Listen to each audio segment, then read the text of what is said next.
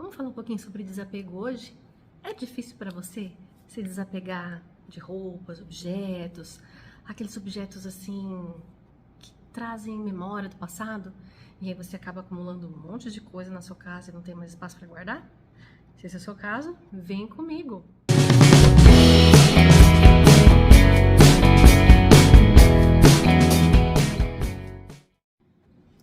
Sejam bem-vindos a esse canal Leve com Você.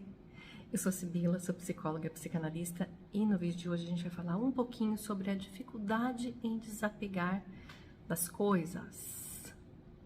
Já se inscreve, curte, comenta e bora escutar a história que eu tenho para contar para vocês hoje. Eu fiz uma história assim bem interessante que, por um lado é interessante, por outro lado assim eu acho que é um pouco até triste, né?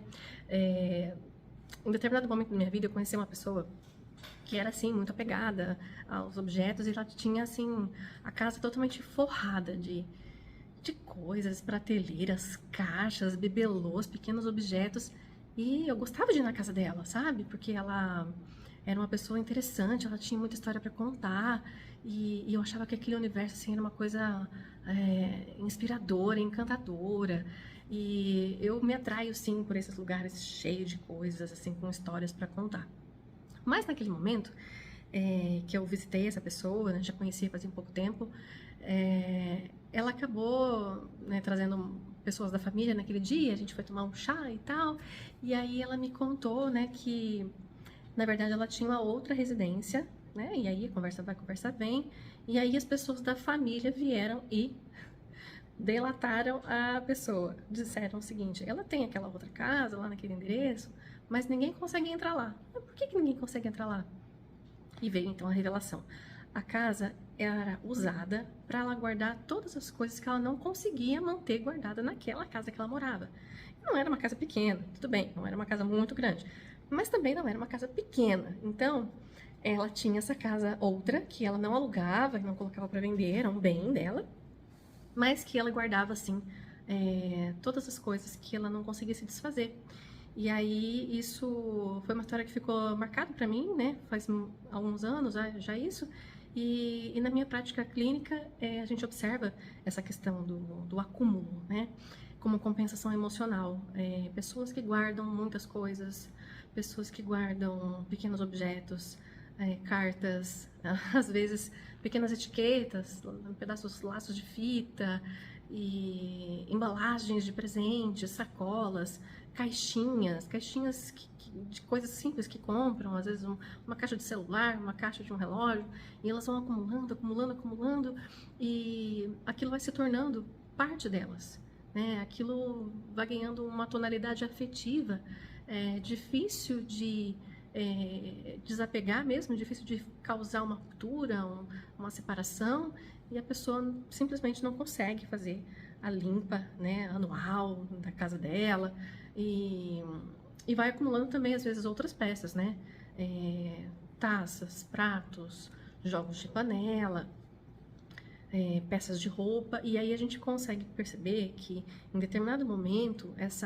esse acúmulo ele vai se transformando em um sintoma mesmo emocional de uma dificuldade em lidar com separações, uma dificuldade em lidar com rupturas, dificuldade em lidar com términos, com lutos, e aí a pessoa vai se isolando, né, nessa tristeza e deixa de dialogar sobre isso, né, não fala sobre esses medos e essas dores, essas mágoas com ninguém, não procura também ajuda profissional muitas vezes e acaba desenvolvendo um vício, né, por acumular coisas dentro de casa. Então, pessoas que compram, né, em demasia mesmo, compram a mesma roupa várias vezes, compra aquele mesmo modelo de bolsa, de 5 cores diferentes, ou compra perfumes e tem mais de 100 perfumes dentro de casa, ou os sapatos, né?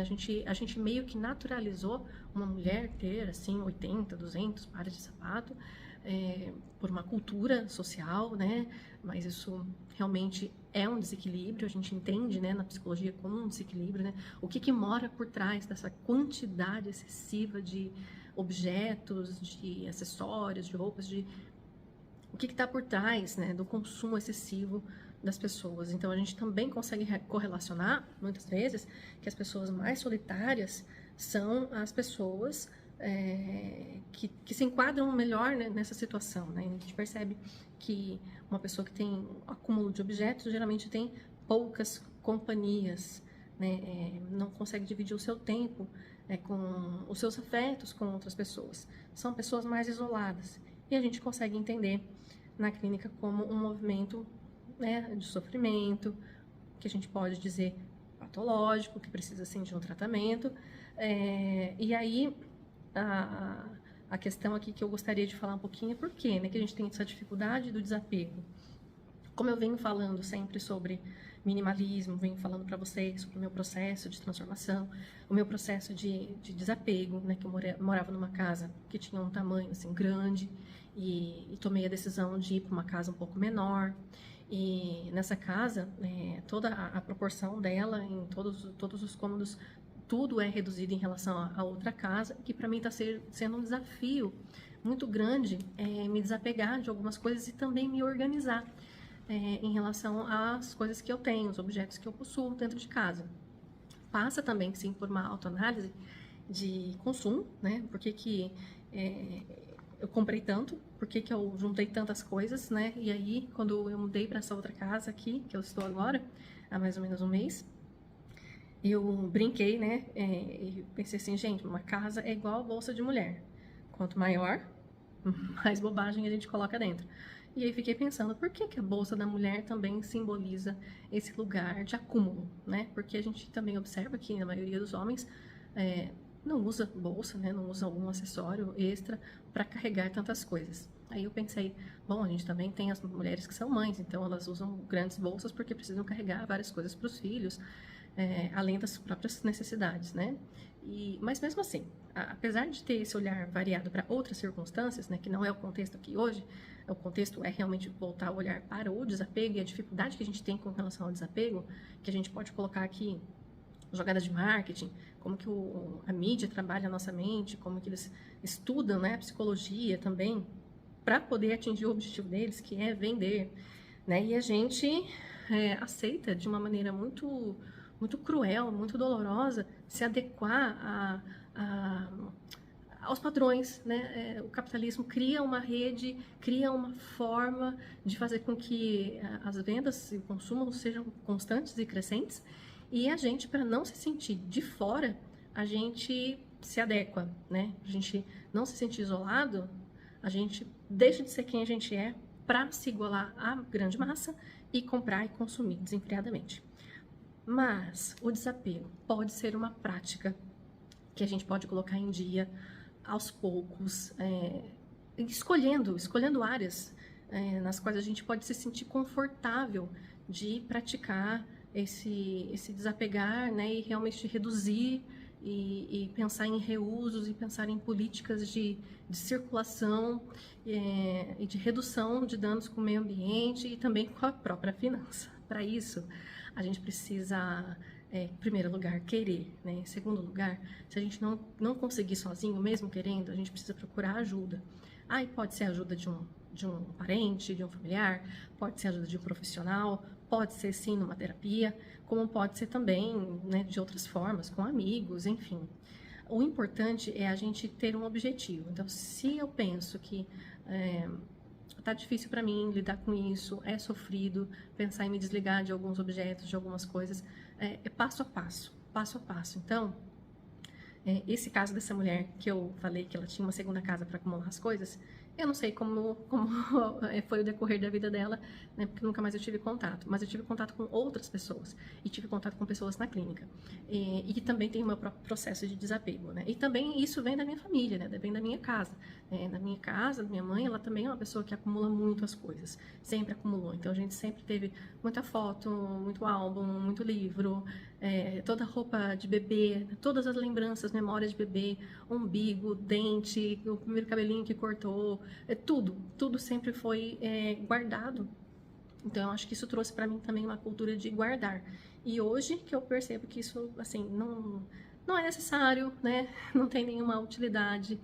Ter memórias é bom? Sim, é bom. A gente pode selecionar as coisas. Então, eu não preciso ter as fotos, todas as fotos de todos os lugares que eu estive. Eu posso ter uma foto ou outra. Eu não preciso ter todas as lembrancinhas, souvenirs que eu fui numa cidade diferente.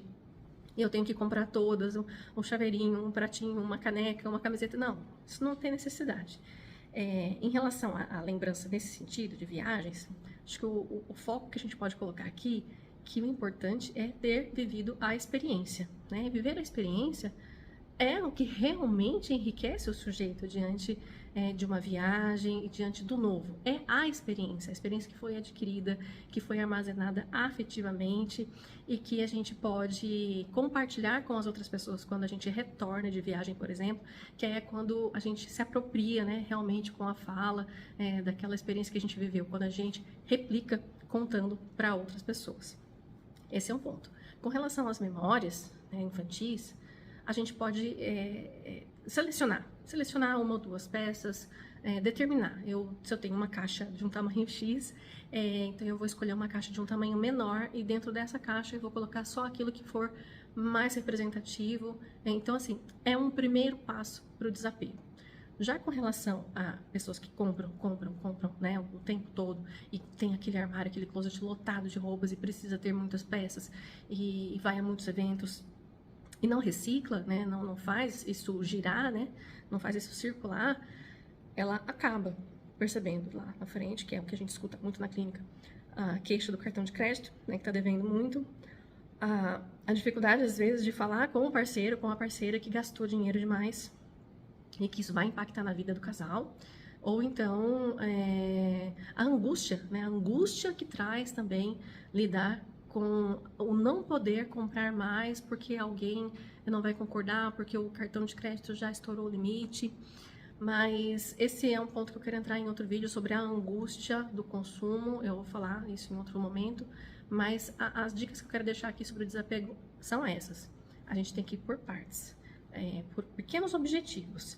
Então, se eu quero realmente entrar numa vida um pouco mais leve, mais minimalista, que não precisa ser 100% em todas as áreas, então eu vou começar com um elemento, eu vou começar com as roupas, ou eu vou começar com os sapatos, ou eu vou começar com aquelas sacolinhas que eu guardo, que eu faço coleção, que eu deixo num cantinho, que o cantinho já está ficando muito cheio. O importante é começar uma coisa de cada vez, ter um objetivo e sentir a satisfação de ter alcançado esse objetivo num primeiro momento. E descansar. Não ir com muita velocidade, não ir afoito para esse movimento, porque isso também vai trazer prejuízo emocional para a pessoa. E sim, então, aos poucos, né? É aos poucos. E sempre tentando compartilhar com outras pessoas, mostrando para as pessoas, olha o que eu fiz, olha o que eu consegui. Ter esse apoio, ter essa rede de apoio também. E se não for possível ter uma rede de apoio, como eu falei, procurar ajuda profissional. Então, assim, é um pouco assustador a gente pensar na ideia de que uma pessoa pode ter uma segunda casa para guardar as coisas. Mas isso também serve de alerta para a gente poder olhar para a nossa vida e fazer um balanço, né? Será que tudo que eu estou consumindo é realmente necessário? Será que eu posso me desfazer de alguma coisa? Será que eu posso até mesmo ajudar alguém tirando isso que eu tenho aqui e passando para frente para outras pessoas que de repente não têm e estão precisando? Bom, então era isso que eu queria falar para vocês hoje. Se inscreva no canal, curta, ativa o sininho, isso ajuda aqui bastante. E faça perguntas, deixe comentários, eu gostaria de saber o que vocês pensam e o que vocês gostariam que eu trouxesse aqui para o canal, tá bom? Um beijo para vocês e até o próximo.